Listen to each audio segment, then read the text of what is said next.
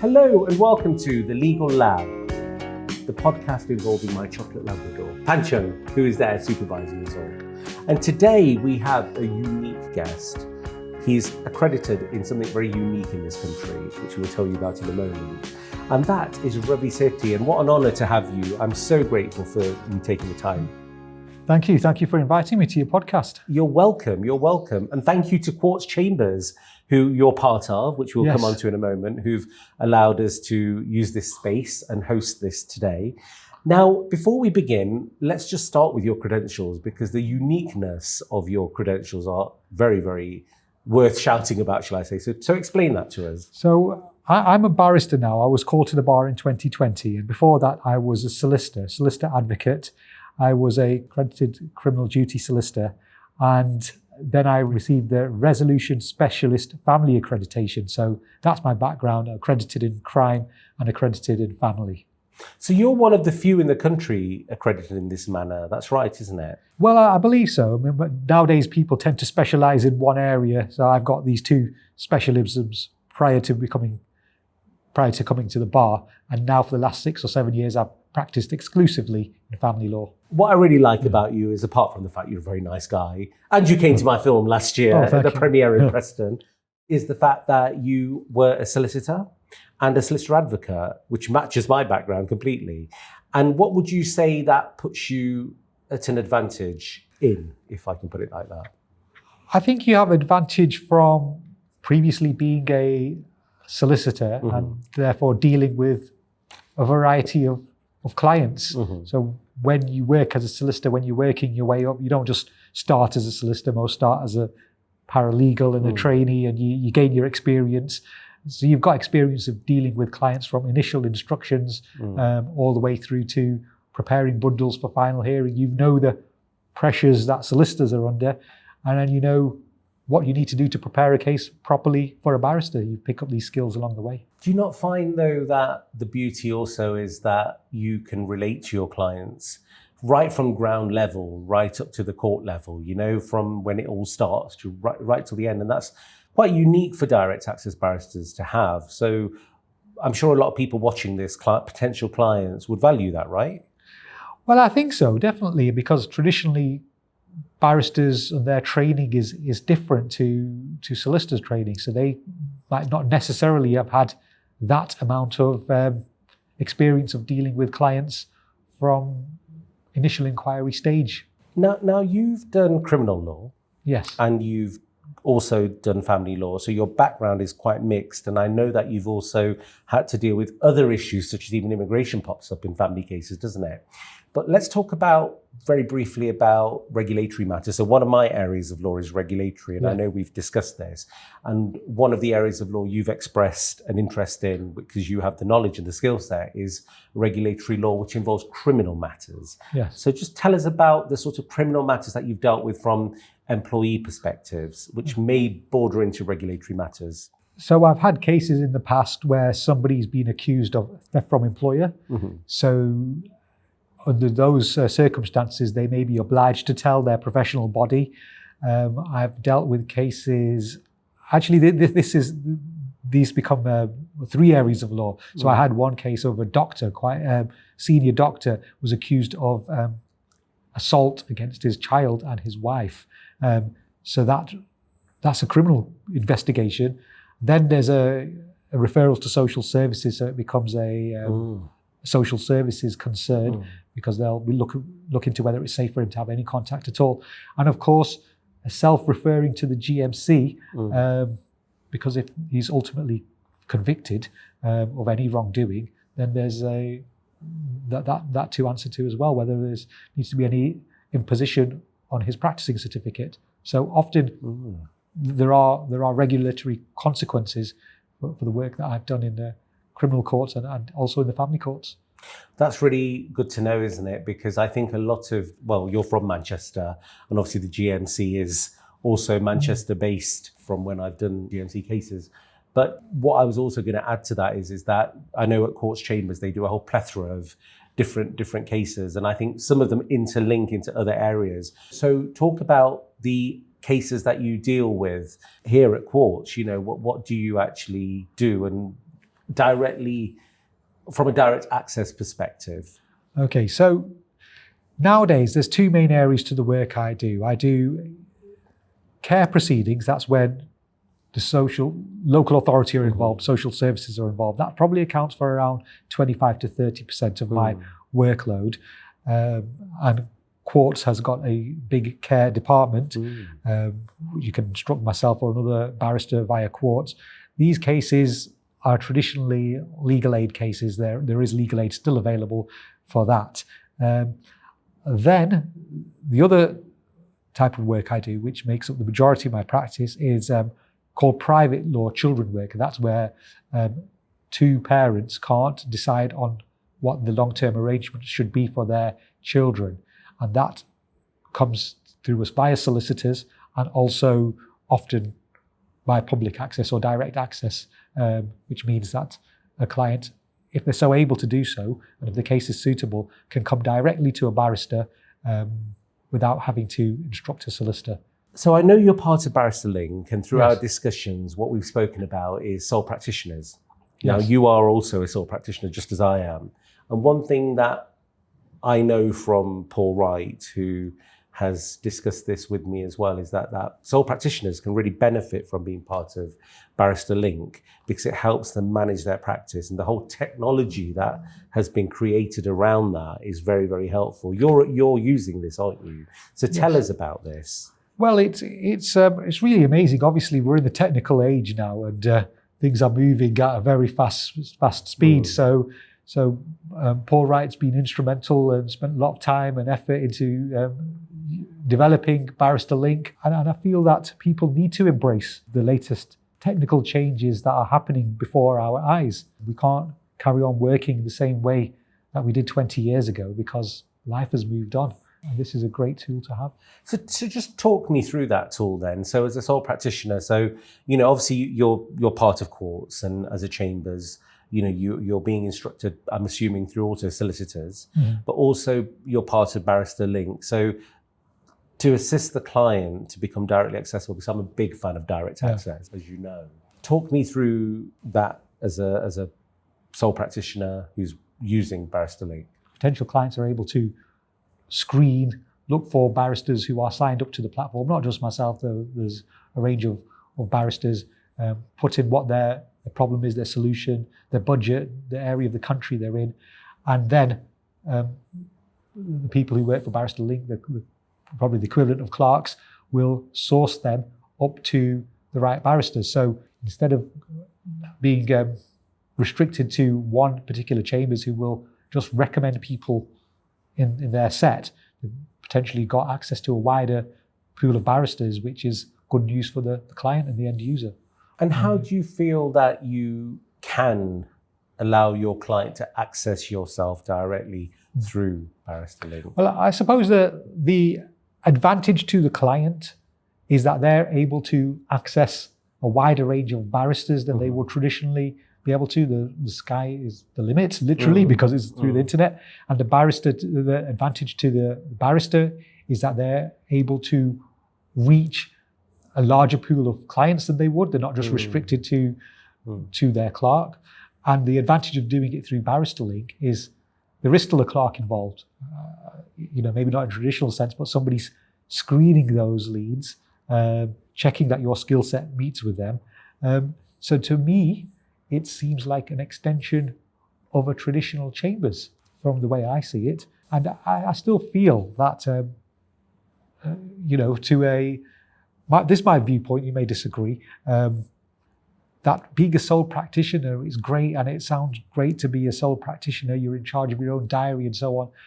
Reality isn't like that for most people, because you've got to then deal with your own inquiries, which is time consuming. Check that these people are actually people that you can help, send out client care letters, deal with payments, and convert a speculative email into work. An inquiry into work. And if I was to do all that myself, it would take up a great amount of my time. So I feel that, yes, some people can do this themselves. I don't feel I would have that time to do it. And even if I did, I'd rather I did it through a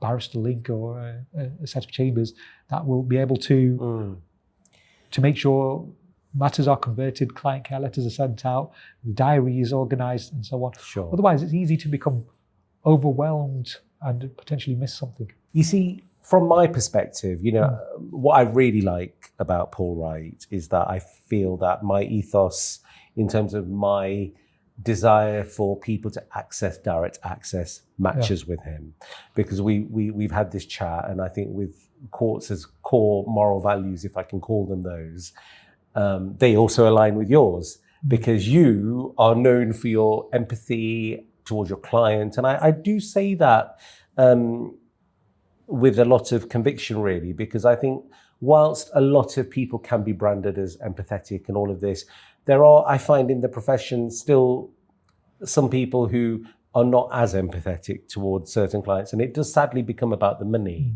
And I know from the work that's done at courts and your work that you do actually really take a lot of pride and care in meeting the client's needs, because your area of law is so distressing. Yes, it is. It is distressing.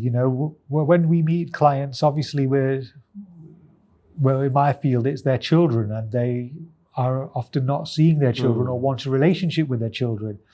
So this is, for them, it's not about money. I mean, it is expensive. You've got to pay legal fees, you've got to pay court fees. Nobody expected this when they had children or got with their partner. It wasn't part of the plan. But sadly, due to life circumstances, they found themselves in this situation. And often it is of their own making, or saying it takes two to tango. Sometimes the allegations are completely malicious, but often they have done a few things wrong as well across the way. And sometimes you do need to give realistic advice, and people need to be able to reflect. But whatever happens, as a human being, I think you need to empathise with the people, their position that they're in. And it wasn't how they saw themselves ending up with when they got in that relationship, of course. How do you handle such distressing situations? I mean, let's suppose, they've had an inquiry at courts and it's come through to you, you've spoken to the client, it's a really distressing situation. I've done family law in the past, so I do know how distressing it can be. What's the first thing you say to somebody who's in such a state of distress? I think sometimes you need to let them speak, tell you what the problem is, and then see if you can help them and give them realistic advice. You have to be able to point out the strengths of their case. Sometimes you may have to point out the weaknesses of their case. I think sometimes what humans often tend to do is surround themselves with people who tell them what they want to hear. And if somebody gives them an alternate opinion, they don't like it, they might fall out with that person or distance that person. I've noticed that some people now are doing the same with AI and ChatGPT. They're putting through the case and asking the AI to give them the answer that they want to see, which is not necessarily the way, well, clearly it's not the way their ex sees it, is it? And not necessarily the way that the judge is going to see it. So I think you need to be objective, but also let the client know that you hear them, you hear their concerns, and you try to help them, because otherwise you're not helping somebody if you're just telling them what they want to hear. It's not necessarily advancing their case, which is more often than not to have a relationship they want with their children. So just talk me through some of the cases you've dealt with here at courts. I know you've given me the broader general overview, because some of the areas that I know you deal with obviously deal with a lot of distress. But one of the areas that I want to talk to you about, which I know you've got some knowledge on, are prenuptial agreements within South Asian communities. That's one area that I'm very passionate about. Obviously, my film, still at the cinemas, deals with matrimony. It deals with matrimony in a universal context, but it also deals with matrimony, especially in the Indian community. What I find is that Indian weddings are very expensive, as you'll know, but they never think about the cost that they're putting into the wedding and how many end up as a divorce. Divorce is common anyway, but prenuptial agreements is a completely overlooked area of law.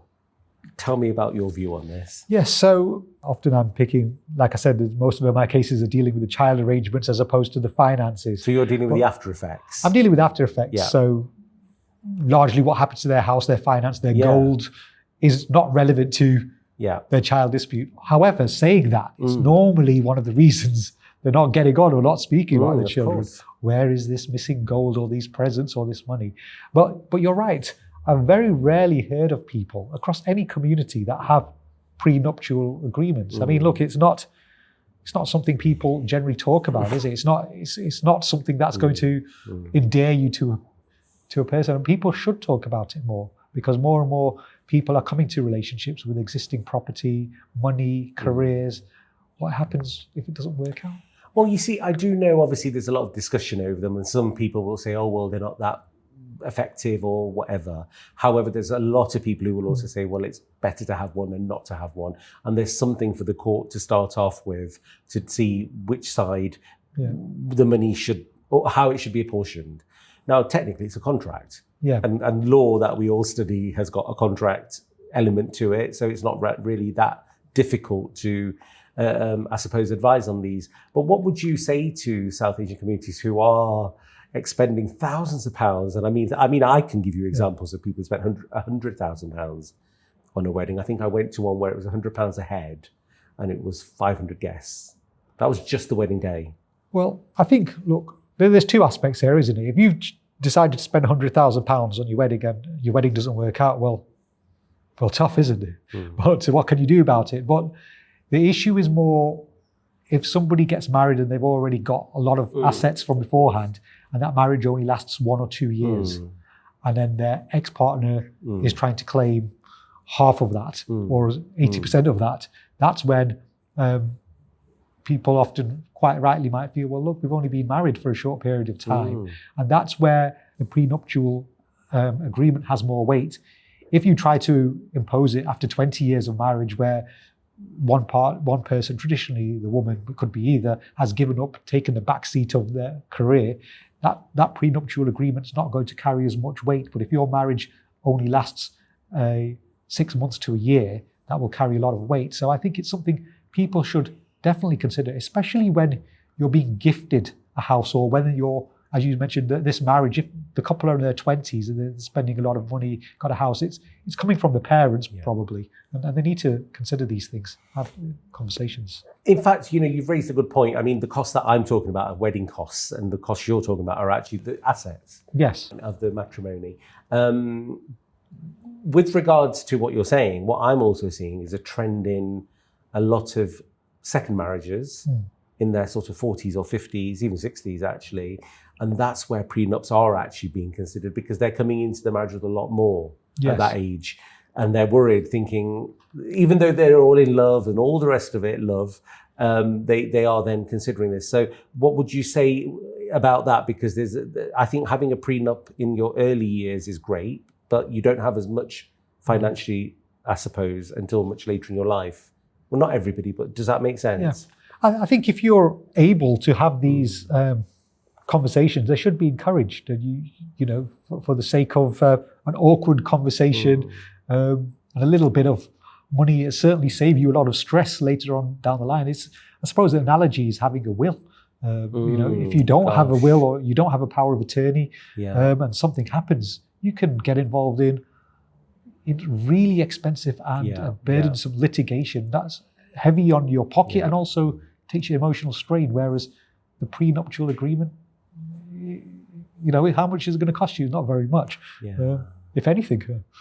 Absolutely. Now, that takes me on to another aspect. I mean, I know you deal with a whole plethora of clients all over the UK, but you are a linguist. You can understand Punjabi and Hindi as well, can't you? Dori. Well, that's still good enough, because I think people, I find in direct access especially, do benefit from somebody who can actually understand them. Yeah. And I think that's really important. And I think as much as it's great to find a lawyer and go to them, but I think when somebody can relate to somebody, that really, really helps. So tell me about some of your clients who you've assisted in the South Asian community who have benefited not just from your language skills, but I'm more interested in the cultural knowledge. So just to give you a bit of a context, so I did a bit of immigration law when I was training. And one thing I learned in that practice was that your knowledge of cultural issues is very important to share with the court when certain things happen. So for example, in our communities, we know how an Indian marriage works. We know what the nuances are. We know what certain issues involve, how the mother-in-law, the father-in-law, the sister-in-law, the brother-in-law can or cannot behave. Are you with me? Yeah. Culturally, what benefit can you bring to a direct access client as Ravi Sethi? I think if you understand a client's culture, you don't necessarily need to be from that culture. You can empathize and you can assist them more. I'm going to give you an example because this actually happened to me a couple of weeks ago, and it was actually from a South Asian Pakistani Muslim client. Now, what happened is stay with me because I have to remember the facts. So, the mother accused the father of being a right terror, or all of these allegations. He's horrible, he's wicked, he's bad to her. And not only is he terrible to her, he's bad to the children. And he forcibly shaved the daughter's hair because he wanted a boy. So this is, he's terrible. He wanted a boy, he was ashamed of the girl. Now the father says, this is nonsense. I really love my daughter. She's got beautiful hair. Here's some pictures of her with a nice long hair and the dress.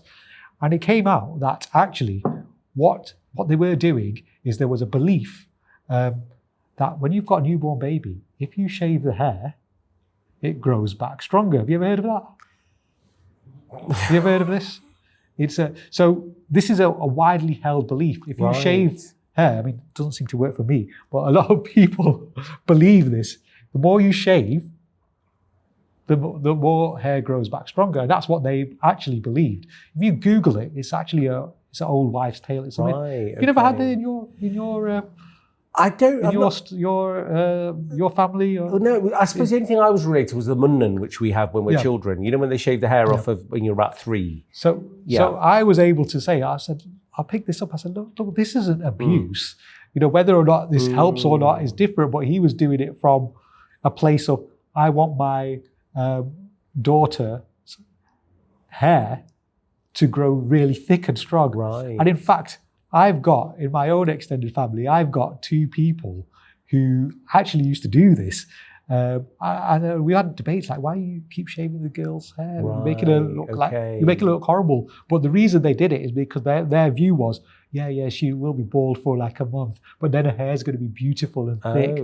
So the point was that if you know somebody's culture, you can say, look, I understand why you were doing this. Whether or not it's correct or not is a different matter, but it wasn't because of abuse because you didn't want a daughter. It was actually the opposite. You wanted your daughter to have thick hair. So that's a very small and little example. So with regards to what you just said, I mean, I remember in immigration law, I've forgotten the name of the book, but there's a book where you can look at which helps you understand that particular country's.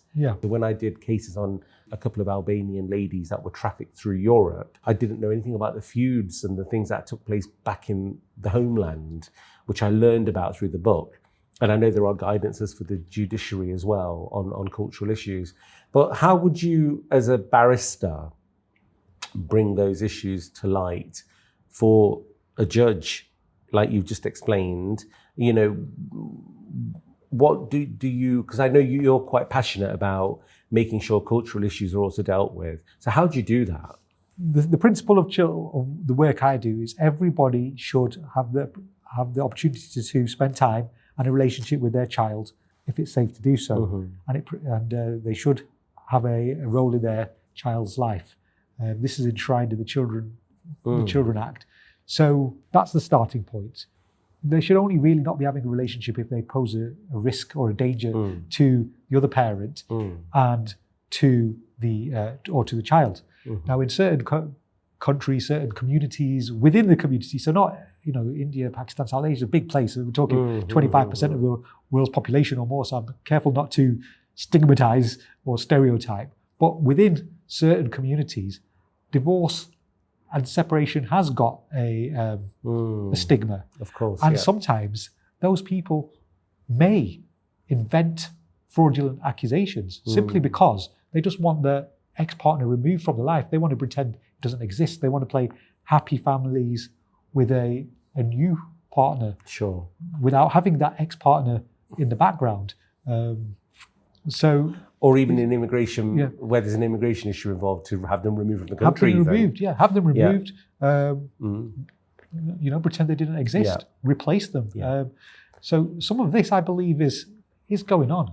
Not with everybody, of course. A lot of people can co-parent and do discuss separated children, but traditionally they don't. I mean, you talk about Indian weddings. You did a documentary on weddings. I'll put the question back to you. There's an Indian wedding going on. The parents are separated. Who's giving the bride away? Is it the stepfather, or is it the father? What does the convention say? Yeah.